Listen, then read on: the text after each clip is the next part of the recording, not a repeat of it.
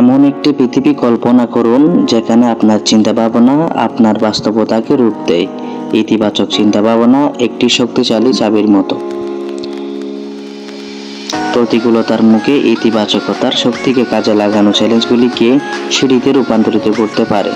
যখন আমরা আমাদের মনকে সীমাবদ্ধতার পরিবর্তে সম্ভাবনার উপর মনোনিবেশ করার জন্য প্রশিক্ষণ দেই, তখন আমরা আমাদের ভাগ্যের স্থপতি হয়ে উঠি। আশা এবং কৃতিত্বে ভরা উজ্জ্বল ভবিষ্যৎকে চিত্রিত করি। বিকল্পভাবে বিবেচনা করুন যে কিভাবে ইতিবাচক চিন্তাভাবনা অন্ধকার সময়ে আলোর বাতিঘর হিসেবে কাজ করে। এটি আমাদের মনোবলকে উন্নত করে, আমাদের আত্মবিশ্বাসকে স্ফীত করে এবং কৃতজ্ঞতায় মানসিকতাকে উৎসাহিত করে। ব্যর্থতার উপর নির্ভর না করে ইতিবাচক চিন্তাভাবনাকারী এগুলিকে মূল্যবান শিক্ষা হিসেবে গ্রহণ করে। দৃষ্টিভঙ্গির এই পরিবর্তন কেবল ইচ্ছাকৃত চিন্তাভাবনা নয়, এটি একটি কৌশলগত পদ্ধতি যা ব্যক্তিদের জীবনের জটিলতাগুলিকে অনুগ্রহের সাথে নেভিগেট করতে দেয়। পাহাড়ে আরোহণের দৃশ্যমান চিত্র এই যাত্রার প্রতীক।